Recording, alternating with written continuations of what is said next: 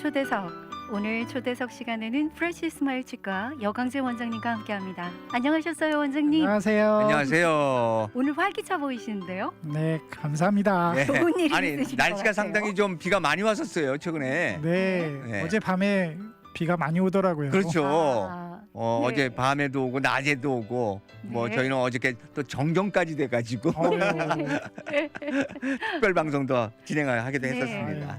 수요일의 남자 여강재 원장님은요, 달라스 한인치과 최초로 3D 디지털 내비게이션 임플란트 시술을 도입하신 분이시잖아요. 네. 그리고 또 제가 알기로도 서울대학교 컴퓨터공학 석박사 과정을 수료하시고요. 이렇게 치과에 접목한 그런 이력이 특이한 이력을 가지고 계신데요. 자, 오늘 나눠볼 주제는 바로 사랑니 발치 해야 될까요? 하는 문제입니다. 네. 사랑니 같은 경우에 네. 치료의 시기를 늦춰가지고 문제가 돼서 오시는 경우가 많이 있으세요. 네. 특히 50대, 60대까지 네. 너무 늦춰가지고 앞쪽 치아, 사랑니 말고 사랑니 바로 앞에 치아까지 같이 잃어버리시는 경우가 많아서 미리 뽑을 수 있도록 어떻게 하면 그렇게 할 수 있는지 그걸 좀 말씀드리려고 오늘 네. 나왔습니다. 아니, 사랑니는 이름도 예쁜데요. 그렇게 못된 짓을 한단 말이에요. 왜 이렇게 고생을 시키는지 몰라요. 그러게요. 그렇습니다. 네. 원시 시대 때 사람들이 이렇게 사냥한 음식을 먹고 날것으로 먹을 때는 턱이 많이 발달을 했어요. 그런데 오히려 네. 질긴 거를 해결해야 되니까. 그렇습니다. 현대인이 되면서 이 턱이 좁아지면서 사랑니가 날 자리가 없어졌어요. 아, 그래요. 그런 연유군요. 그러면은. 그래서 사람들이 요즘에 V라인을 선호하는 이유가 그렇게 식생활의 네. 변화 때문일 수도 있겠네요. 네, 그렇습니다. 아, 그래요. 놀랍습니다. 충치가 없는데도요, 음식을 잘 못 씹을 경우요. 두 번째, 어금니 안쪽이 또 아프고 그럴 경우가 있다는 사례가 있어요. 충치가 없는데 신경치료를 해야 할까 하는 경우를 그 질문으로 들어와 있는데요.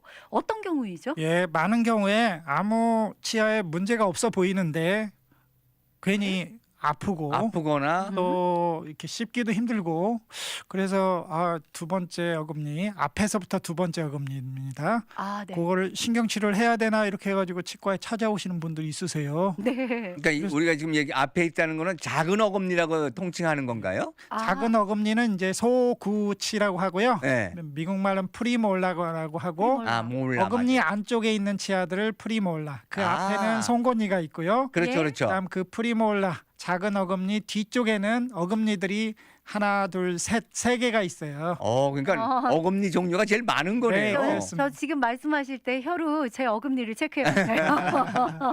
그러니까 송곳니 다음 이들은 다 그쪽 계통이네요. 그러니까 씹는 역할을 주로 하는. 네. 네네네. 그렇군요.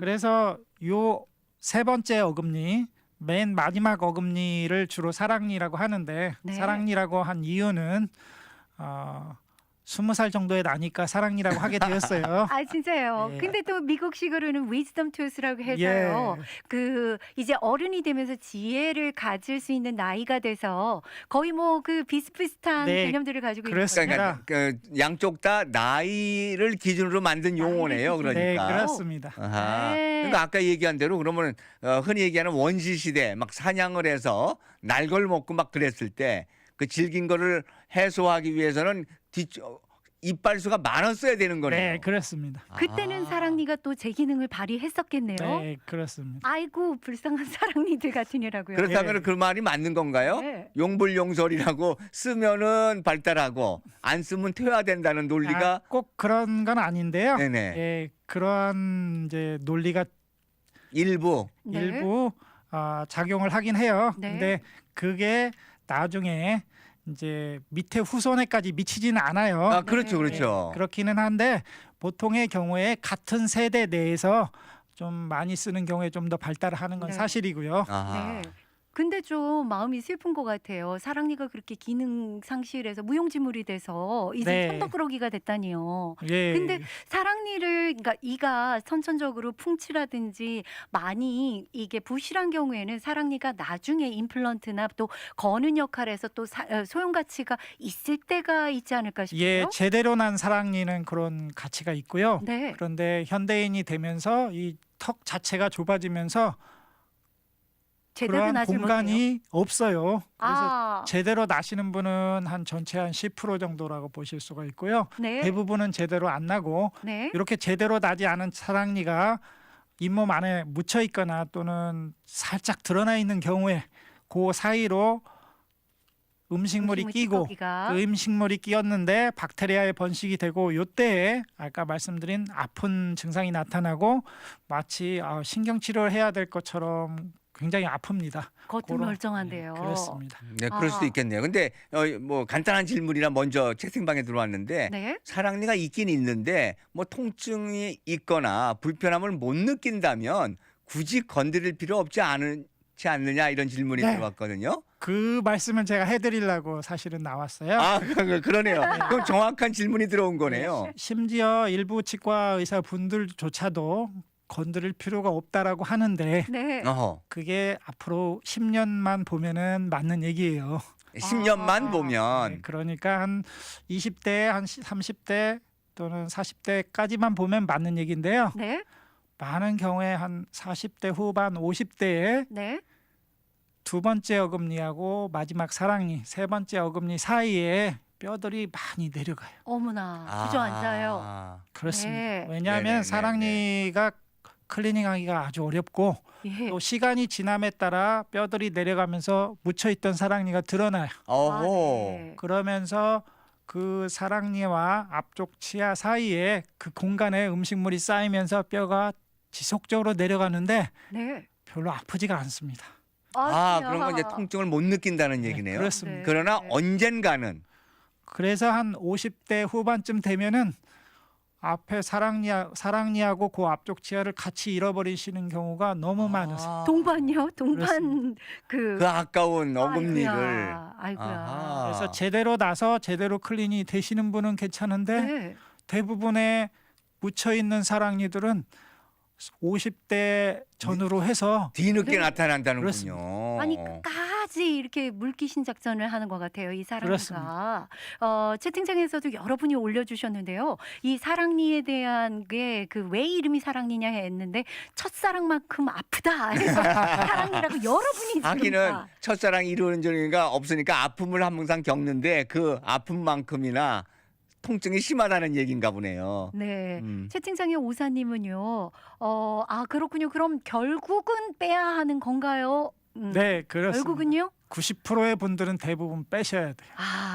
참 엄청 무서운 게 음. 사랑니였어요. 이렇게 위력이 있는지 몰랐어요. 그래요. 그러니까 아까 우리가 얘기한 거에 네. 우리가 같이 이렇게 채팅방에 해주신 분들이 맞는 것 같아요. 어찌됐건 사랑니란 이름이 붙었건 지혜로운 이름이 붙었건 네. 나이가 한 20살 전후, 네. 20살 전후에 나타나는 현상이고 그러다 보니까 첫사랑의 아픔만큼이나 아픔을 주는 이다. 네, 뭐 이런 것까지도 다 우리가 얘기를 나눌 수가 있네요. 그 특성상요. 사랑니가 끝까지 물고 늘어지잖아요. 첫사랑의 아픔이나 슬픔이 이게 남자들은 영원히 못 잊는다면서요. 여기서도 딱 증명이 되는 에헤이, 거예요. 자.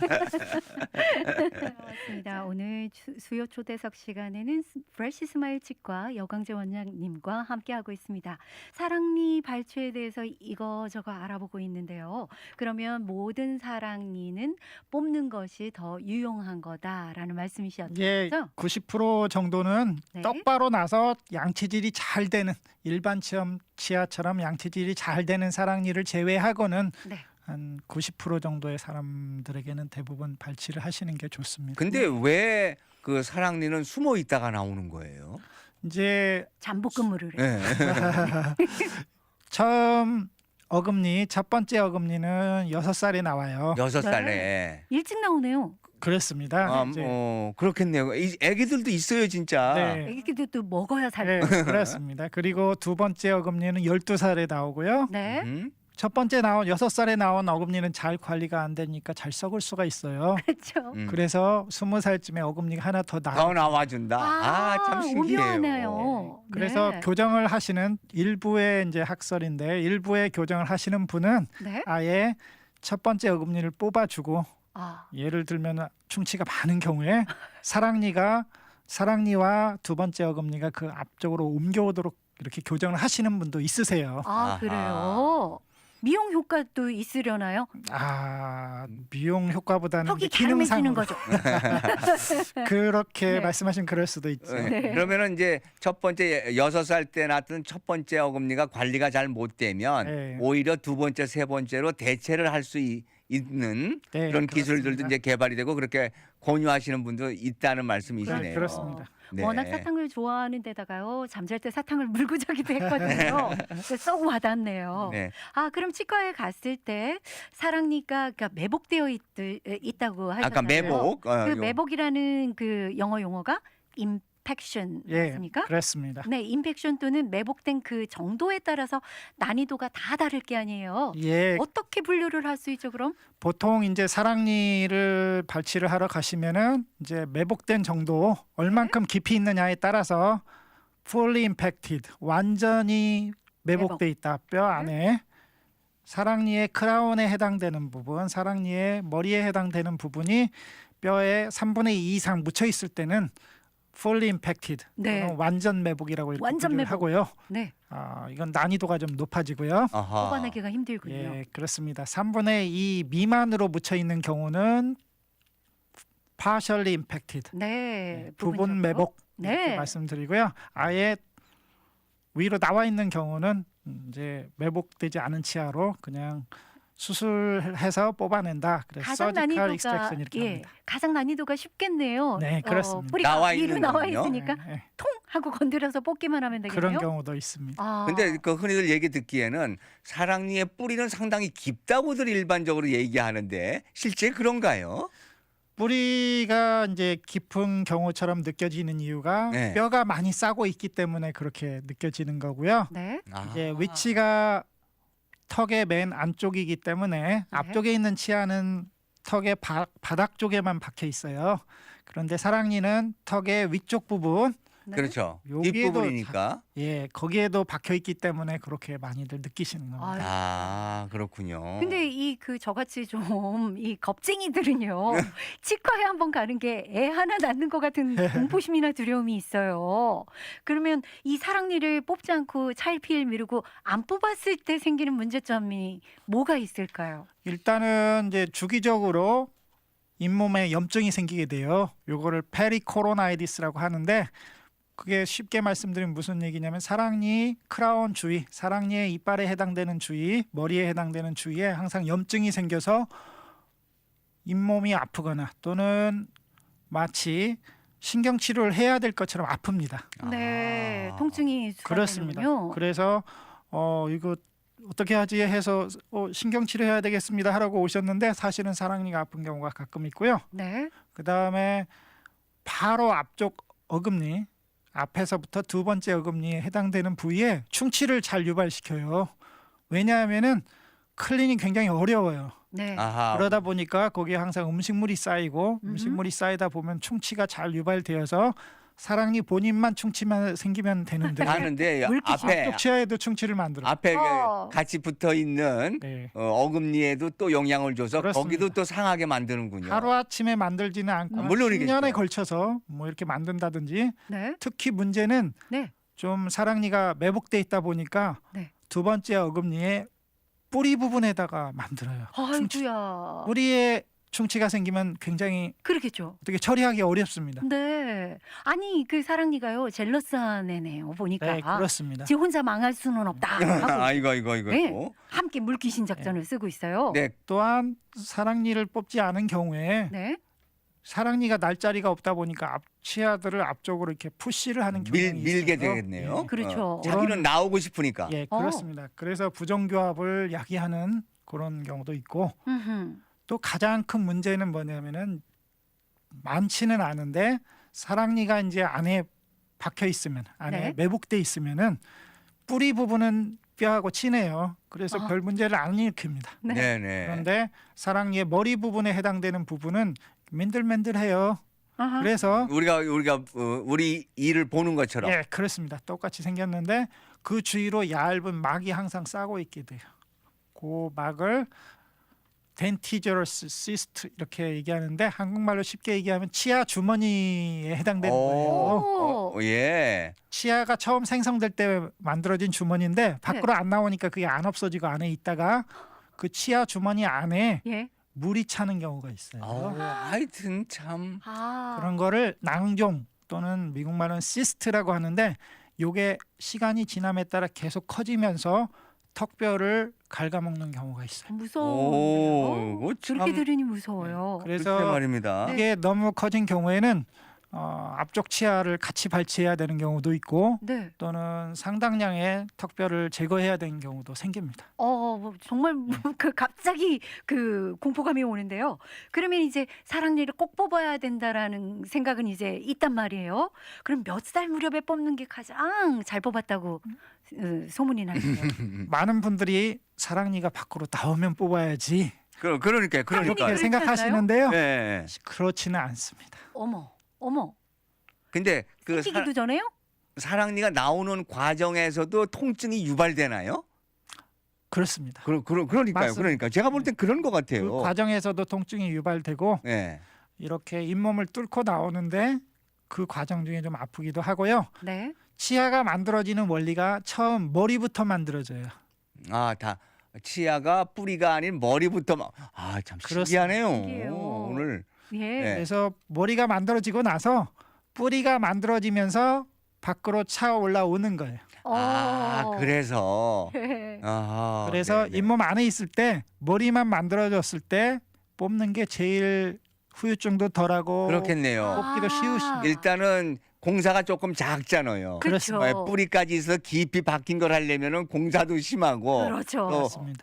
환자도 또 통증도 심하고 출혈도 심할 것 같은 생각도 들고요. 그렇습니다. 몰랐어요. 그러니까 네. 뿌리가 생기기 전에 하는 것. 그러면 결국은 아까 사랑니가 발생 나오는 그 시점이 되겠네요. 보통 결국은. 한 18세를 전후해서 그러니까요. 네. 그때가 제일 적기예요, 사실. 네, 그때는 좀 간편하게 네. 쉽게 뽑아낼 수 있다는 얘기잖아요. 자리 잡기 전이니까. 머리만 생겼을 때 그렇습니다. 머리만 그리고 제거하면 되죠. 일단은 치아가 발치되고 나면 그 자리에 새로운 뼈가 생성이 돼야 되는데 그렇게 젊을 때 해야 뼈도 빨리빨리 아물죠. 빨리빨리 아물고 네. 후유증도 덜합니다. 그거는 틀림없는 것 같아요. 그건 예전에 이건 농담 한마디 그냥 할게요. 네. 예전에는 흔히들 고스톱 밤새 한번 치고 나면은 그 다음날 늦잠 자고 나면은 괜찮다 그러는데 시간이 지날수록 그 후유증이 오래 간다고요. 네, 맞습니다. 그런 것처럼 젊었을 때 하면은 네. 그 빨리빨리 아물기도 하는데 나이 들어서 하면 아물기도 늦게 아문다는 얘기죠. 그렇죠. 회복력 차이가 확연히 있겠네요. 특히 임신을 계획하시고 계시거나 또는 임신을 하실 가능성이 있으신 그런 여성분들 네. 임신 중에는 치아를 뽑기가 굉장히 어렵습니다. 참아야죠, 뭐. 예, 마취하기 어려운 거니까. 마취를 하는 아기 낳을 마취제 때까지. 성분에 네. 에피네프린이라는 그렇죠. 성분이 있는데 요게 치아 실제 아이를 밖으로 이렇게 내보내는 그런 작용을 하는 오. 그 성분하고 비슷한 성분이에요. 그래요. 그래서 그 성분을 쓸 수가 없기 때문에 그렇죠. 마취하기가 굉장히 힘들어요. 그래서 아파도 참을 수밖에 없는 그런 상황이 아이고야, 그것도 오게 됩니다. 보통이네요. 약도 못 이중고네. 드시고 예. 그래서 임신하기 전에 미리 뽑으시는 게 아주 좋으시고요. 이것도 좋은 팁입니다. 네. 아니 그러니까 속설 중에서도요. 임신 중에는 삼가해야 될 것들이 많은데 그 중에 하나가 치과 마취를 해서는 안 돼. 이런 속설이 있었거든요. 그러니까 마취라는 아까 말씀하신 네. 그 성분 중에는 성분 때문에. 뭐 꼭 치과 마취뿐 아니겠죠. 네, 그렇습니다. 일반 전신 마취를 하게 되는 경우도 마찬가지겠지만 그 성분 중에는 태아에게 위험한 성분이 있다는 얘기잖아요. 그렇습니다. 그렇죠. 이것도 하나의 팁이네요. 저희가 제왕절개 할 때 이렇게 전신 마취 하잖아요. 네.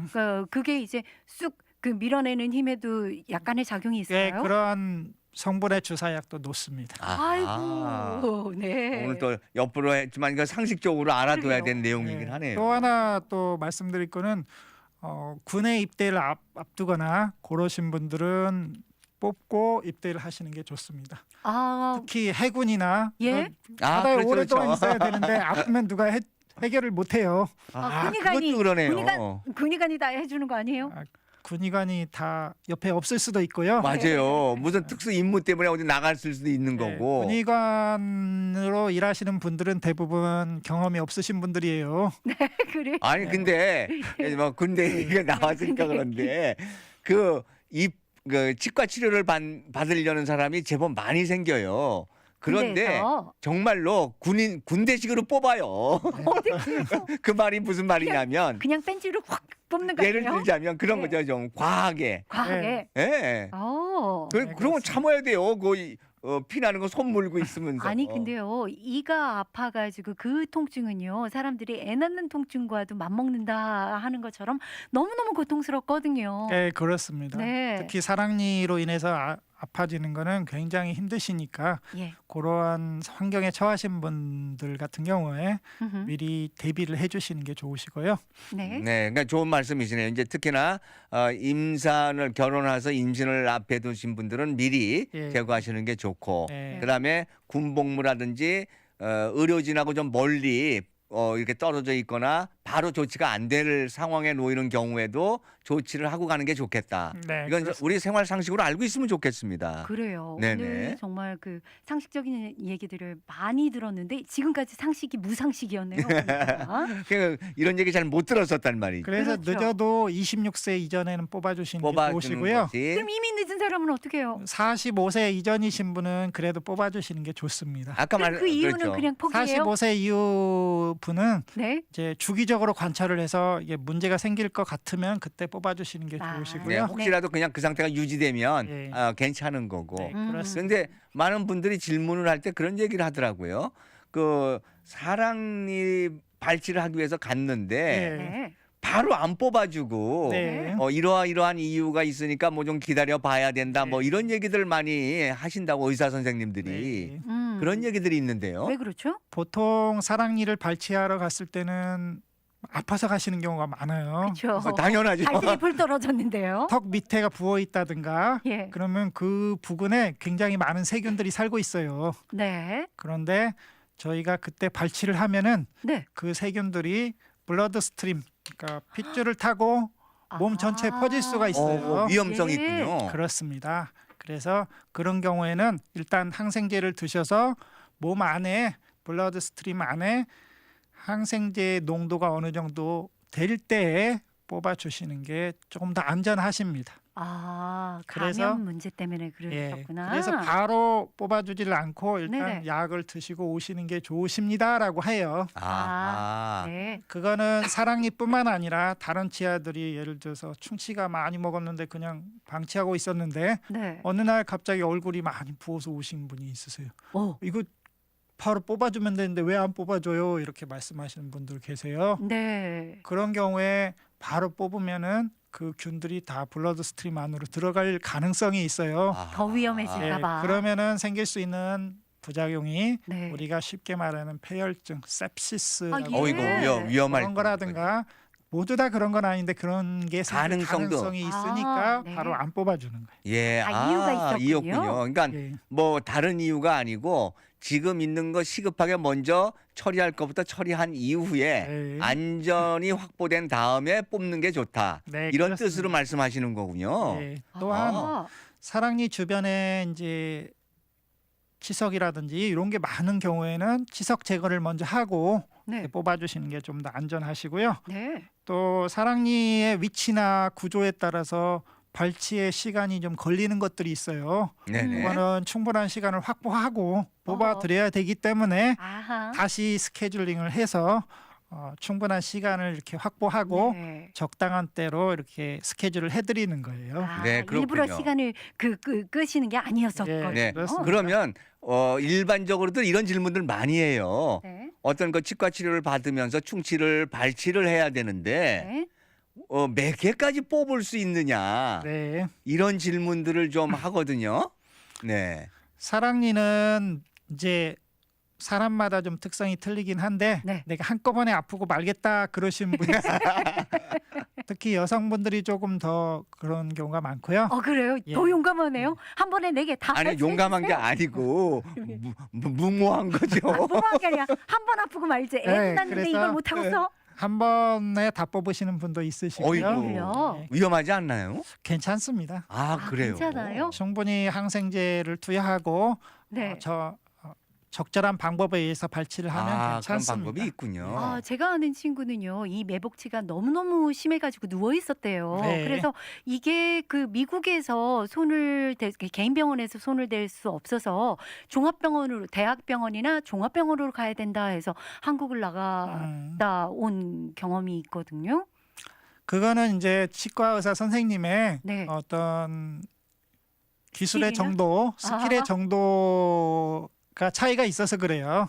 그래서 사랑니가 그렇게 무서운 건가? 네, 꼭 그렇지는 생각했죠? 않고요. 대부분은 저희 같은 경우에는 저희 오피스에서 대부분 다 뽑아드려요. 네.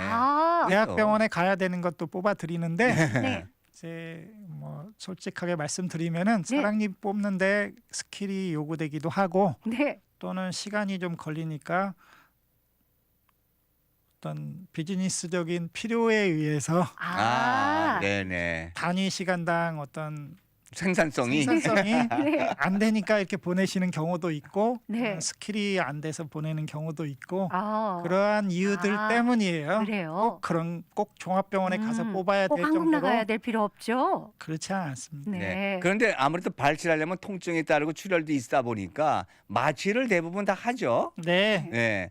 대부분 부분 마취로 충분히 가능하시고요. 네. 네. 만약에 이렇게 좀 겁을 많이 먹는 어떤 편이다. 그런 저요, 분 같은 저요. 경우에는 공포심이 많으신 분들. 그렇습니다. 그런 경우에는 수면 마취를 해서 뽑기도 합니다. 수면 아마- 마취까지. 아마 저는요 부분 마취 하거나 할 때 심장마비로 먼저 죽을 것 같아요. 아니 근데 저도 이제 지금은 꽤 됐지만 치료를 받을 때 보면 예전에는 뭐 어떤 그 소리와 함께 통증이 유발되고 그랬는데 요즘은 마취를 잘해서 그러신지 소리는 똑같은데 통증은 분명히 예전 같지 않아요. 기술들이 더 좋아지신 건지. 근데 네. 이제 궁금한 사항 하나는 수면 마취를 했을 때요. 이게 수면 그 기간이요.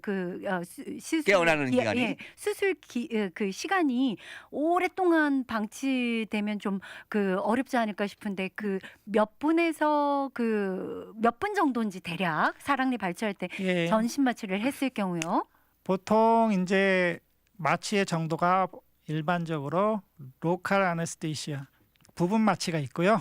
그 다음에 거기에서 조금 더 올라가면은 IV 시데이션, 인트라비너스 시데이션이라고 해요. 이거는 마더리 시데이션이라고 하는데 완전히 의식이 없는 게 아니고 기억을 못할 뿐이에요. 기억을 못해요. 아하. 기억을 지웠어요. 그래서 한 중간 정도 단계의 마취라고 반수면 상태. 그렇습니다. 네, 그렇군요. 이거는 어느 경우에 많이 쓰냐면은 우리가 대장 내시경을 한다든지 네. 그렇죠. 이런 때 맞아요. 많이 쓰는 마취법이에요. 예. 그리고 마지막으로 큰 수술이 있다든가 이런 경우에는 네. 제너럴 시데이션이라고 해서 완전히 의식이 없는 상태로 없는 상태로 만듭니다. 만들고 큰 수술일 경우. 그렇습니다. 요 마취를 정도가 높으면 높을수록 네. 리스크가 좀 있다라고 좀 그렇겠죠. 보셔야 돼요. 위험성은 좀 네. 내포돼 있다는 네. 거죠. 그리고 또 그런 속설도 많거든요. 마취를 계속 할수록 머리가 나빠진대요. 기억력이 떨어져. 내가 이러지 않았는데 이거 마취를 해가지고 그건 핑계인 것 같은데요. 건망증이 그렇지는 생긴 거. 않고요. 아니에요? 그래서 사랑니인 경우에 대부분의 경우에는 부분 마취로 충분히 가능하고요. 네. 나는 너무 이렇게 평소에 무섭다. 치과에 가면 내가 무섭다 그런 네. 분들을 위해서 수면 마취를 하시면 간단한 수면 마취. 네. 자고 일어났는데 어허. 나 끝났네 끝났다. 이렇게 하실 수가 있고요. 아니 지금 채팅창에 파로님은요. 저랑 똑같이 겁쟁이의 최고봉이세요. 근데 그 마취 주사 안 아픈 거 없어요? 이거. 마취 주사가 너무 아파요. 아니 마취 잘 못 맞으면 어떡해요? 못 맞죠? 너무 아픈 걸요. 어이구. 네. 저희가 그래서 무통증 마취 주사 이런 게 있기는 있어요. 있어요? 왜 그런 걸 안 놔주시는 거죠? 그런데 그게 실제로는 통증이 없는 게 아니라 통증을 줄였다라고 하는데 그만큼 효과가 없습니다. 네, 아. 그러니까 그런 거겠죠. 따끔한 거 좀 참으세요. 뭐잖아요. 네, 자, 그래도 오늘 이제 반드시 알아야 될 거는 사랑니는 뽑아줘야 된다라는 게 결론이니까요. 사랑니에 대한 이모저모 오늘 나눠봤습니다. 오늘 함께해 주셔서 너무 감사하고 다음 달에 다시 뵐게요. 네, 고맙습니다. 네, 감사합니다. 감사합니다.